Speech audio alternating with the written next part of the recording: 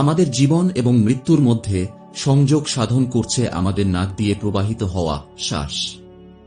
যতক্ষণ এই শ্বাস আছে ততক্ষণই আমাদের জীবন আছে। এই সংযোগের ব্যাঘাত ঘটা মানেই মৃত্যু। যেহেতু শ্বাসের মধ্যেই জীবন আছে, তাই এর মধ্যেই অনেক রহস্য লুকিয়ে আছে। তার মধ্যে সুস্বাস্থ্যের ভাণ্ডার লুকিয়ে আছে। উপরন্তু জীবনের ছোট বড় প্রতিটি ক্ষেত্রেই সাফল্যের জন্য এটি আমাদের তার ভাষায় কিছু না কিছু বলতে থাকে, যার একটি সম্পূর্ণ নিজস্ব বিজ্ঞানও আছে। এই বিজ্ঞানকে বলা হয় স্বর বিজ্ঞান। এই বিজ্ঞানের ভিত্তিতে নাকের উভয় নাসারন্ধ্র দিয়ে প্রবাহিত হওয়া শ্বাস স্বর নামে পরিচিত। বাম নাসারন্ধ্রের মধ্যে দিয়ে চন্দ্রস্বর এবং ডান নাসারন্ধ্রে সূর্য স্বর প্রবাহিত হয়। চন্দ্রস্বরে ইরা নারীর স্থান এবং এটি ঠান্ডা প্রকৃতির হয়ে থাকে। যখন আমাদের শরীরে নিঃশ্বাস প্রশ্বাস এই নারীর মধ্যে দিয়ে প্রবাহিত হয়, তখন এটি আমাদের শরীরে শীতলতা নিয়ে আসে। এই স্বর আমাদের ডান মস্তিষ্ককে সক্রিয় করে এবং শুভ স্বর পিঙ্গলা নাড়িতে এবং উষ্ণ প্রকৃতির হয়ে থাকে। যখন এই শ্বাস আমাদের ডান নাসারন্ধ্রের দিক থেকে প্রবাহিত হতে থাকে, তখন এটি শরীরে তাপ নিয়ে আসে এবং এই স্বর আমাদের বাম মস্তিষ্ককে সক্রিয় করে। সকালে ঘুম থেকে ওঠার পর প্রায় 1 ঘন্টা পর্যন্ত একটি স্বর চলে এবং শরীরের প্রয়োজন অনুসারে এটি স্বয়ংক্রিয়ভাবে পরিবর্তিত হয় এবং যে শ্বাস এখন বাম দিক থেকে আসছে সেটি ডান দিক থেকে প্রবাহিত হতে শুরু করে। এই স্বর পরিবর্তন খুবই সূক্ষ্মভাবে হয়ে থাকে। সাধারণ ব্যক্তি এই পরিবর্তনকে মোটেও বুঝতে পারেন না। আর যখন এই স্বর পরিবর্তন হয়, তখন কিছু সময়ের জন্য শক্তি আমাদের মস্তিষ্কের মাঝখান দিয়ে প্রবাহিত হতে থাকে। সে সময় মনে হয় যেন মানুষের উভয় স্বরই অর্থাৎ চন্দ্র এবং সূর্য দুটি একসাথে চলছে। এবং এই স্বর পরিবর্তনের সময় তৃতীয় একটি নাড়ি চলতে শুরু করে, যাকে বলা হয় সুষুম্না নাড়ি। এই নাড়ি আধ্যাত্মিক দৃষ্টিকোণ থেকেও খুবই গুরুত্বপূর্ণ। এটি মধ্যম নাড়ি চক্রে প্রবাহিত শক্তিগুলিকে ঊর্ধ্বগামী করে। এই স্বর খুবই কম সময়ের জন্য অর্থাৎ শুধুমাত্র 3 থেকে 4 মিনিটের জন্যই কার্যকরী হয়। আর যখন এই স্বর চলতে শুরু করে, তখন ব্যক্তির মধ্যে হালকা হয়ে ওঠার বোধ এবং মনের শান্তির অনুভূতি হয়। সাধারণত ধ্যানে বসলে এবং পাহাড়েই সুষুম্না নাড়ি বেশিভাবে কার্যকরী থাকে। একইভাবে যখন কেউ কোনো মহাপুরুষের সামনে আসেন বা মন্দিরে মসজিদে বা কোনো ধর্মীয় স্থানে যান, তখন সুষুম্না নাড়িটি উন্মুক্ত হয়ে যায়। স্বরশাস্ত্র একটি জ্যোতিষশাস্ত্রের সাথে সাথে আমাদেরকে জীবন যাপনের সমস্ত দিকগুলির শিক্ষা দেয়। শরীর ও মনের চিকিৎসাও করা হয় এরই ভিত্তিতে। এই স্বরকেই ব্যবস্থিত করার জন্যই প্রাণায়াম করা হয়, যাতে এই স্বরগুলিতে শক্তির সঠিক প্রবাহ আমাদের শরীরকে সুস্থ রাখে। যোগশাস্ত্র অনুসারে যখন স্বরের গণ্ডগোল হয়, শরীর অসুস্থ হয়ে পড়ে এবং প্রাণায়াম দ্বারা এই স্বরগুলিকে ব্যবস্থিত করে রোগগুলিকে ঠিক করা হয়। স্বরশাস্ত্র আমাদের এটিও বলে যে কোন স্বরটির চলার সময় আমাদের কি করা উচিত এবং কি করা উচিত নয়। যেমন আমাদের শরীরে বাম দিকের স্বর চললে আমাদের সেই সময় সৌম্য এবং স্থির কর্ম করা উচিত, এবং ডান দিকের স্বর চললে শারীরিক পরিশ্রমজনিত কর্ম করা উচিত। তাহলে মানব শরীরে কোনো ক্লান্তি আসে না। সুষুম্না নাড়ি চলার সময় ভক্তিমূলক অধ্যয়ন, ধ্যান এই সমস্ত কর্ম করা উচিত, কারণ সুষুম্না চললে আমাদের অন্য কোনো কর্ম কোনোভাবেই সম্পন্ন হয় না। স্বাভাবিকভাবে আমাদের শরীরে দিনের সময় সূর্য নাড়ি এবং রাতের সময় চন্দ্র নাড়ি চলা উপযুক্ত।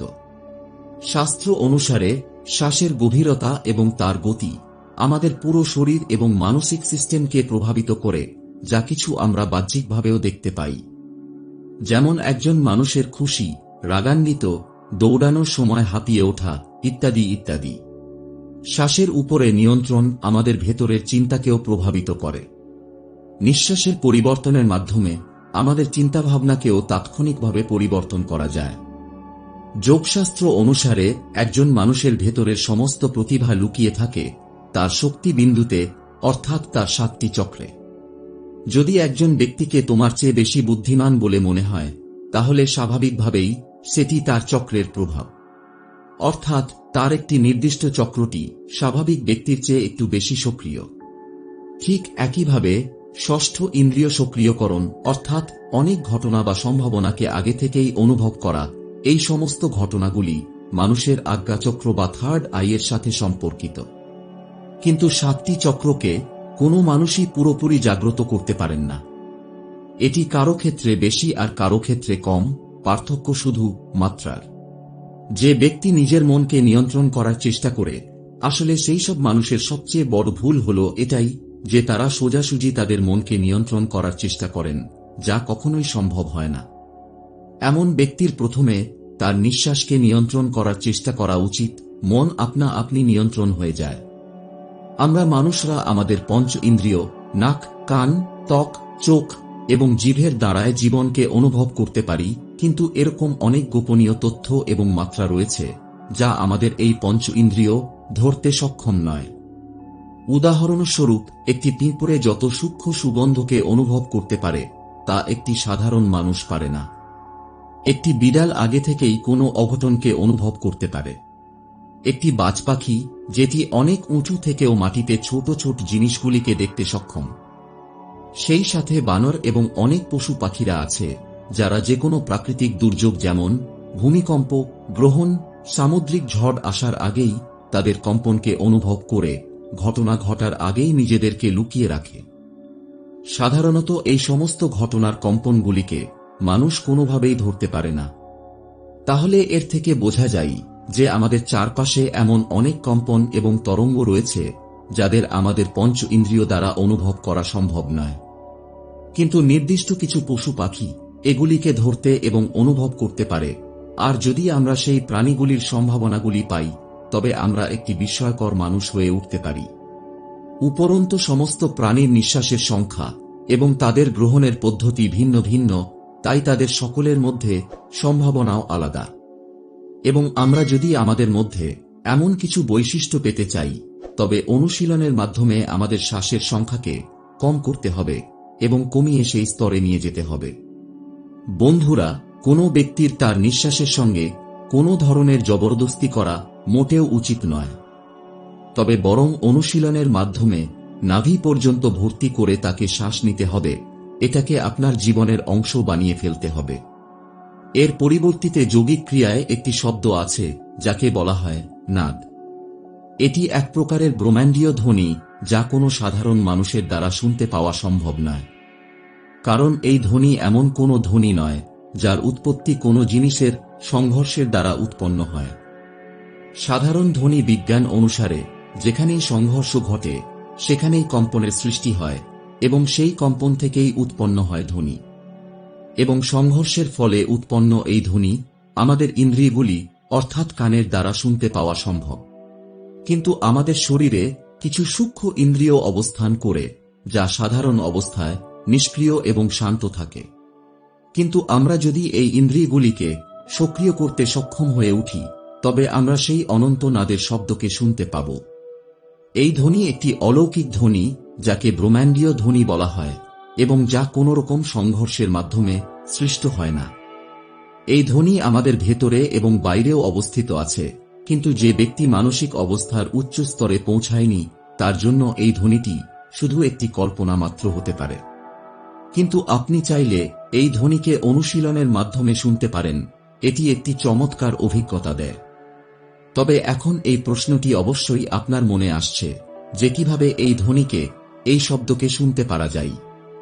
তাহলে শুনুন, প্রতিদিন কিছু সময় নির্জনে বসে আপনার শ্বাস প্রশ্বাসের দিকে মনোযোগ দিন। দেখুন আপনার শ্বাস বুক থেকে আসছে নাকি পেট থেকে। যদি শ্বাস বুক থেকে আসছে তাহলে পেট থেকে শ্বাস নেওয়ার চেষ্টা করুন। অর্থাৎ যখন আপনি শ্বাস নিচ্ছেন তখন আপনার পেট ফুলবে এবং যখন আপনি ধীরে ধীরে শ্বাস ছাড়বেন তখন আপনার পেট ভেতর দিকে ঢুকতে থাকবে। ধীরে ধীরে অনুশীলনের সাথে সাথে পেটের আপনার শ্বাসের কেন্দ্রটি আপনার নাভির নিচে থাকবে। অর্থাৎ এখন আপনার শ্বাস আপনার নাভির নিচ থেকে আসবে এবং পরে নিরন্তর অনুশীলনের ফলে যেদিন এটি আপনার নাভির নিচ থেকে কোনো প্রচেষ্টা ছাড়াই স্বাভাবিকভাবে চলতে শুরু করবে, সেই সময় থেকেই আপনি সেই ব্রহ্মাণ্ডীয় শব্দকে শুনতে সক্ষম হবেন। কিন্তু মনে রাখবেন, এই স্থিতিটিকে অর্জন করা এতটাও সহজ নয়। এর জন্য খুবই দৃঢ় সংকল্প এবং অনুশীলনের দরকার। অনেক বড় বড় ঋষি, মুনি, সাধুরা এটি প্রাপ্ত করতে পারেননি, কিন্তু এর মানে এই নয় যে আপনি এটিও পাবেন না। তবে আপনি যদি কোনো লোভ ছাড়াই নিঃস্বার্থভাবে আপনার হৃদয় দিয়ে এর অনুশীলন করেন, তাহলে আপনি এতে অবশ্যই সফলতা পাবেন। বন্ধুরা, আমরা যখন পেট থেকে গভীর শ্বাস নিই, তখন আমাদের মনের দুশ্চিন্তা, ভয়, মানসিক চাপও কমে যায় এবং আমরা সুখী হতে শুরু করি। গভীর শ্বাস নেয়ার আরও অনেক সুবিধা আছে, যার উপর কথা বলা শুরু করলে এই ভিডিওটি অনেক লম্বা হবে। তাই পরবর্তী ভিডিওতে আমরা এর সম্পর্কে আরও বিস্তারিতভাবে জানব। যদি এই তথ্যটি আপনাদের ভালো লেগে থাকে, তাহলে কমেন্ট করে জানাবেন, এই ভিডিওটি লাইক করুন এবং এমন কার্যকরী জীবন পরিবর্তনকারী ভিডিও পেতে আমাদের চ্যানেলটিকে সাবস্ক্রাইব করুন। খুশি থাকুন, ভালো থাকুন। ধন্যবাদ।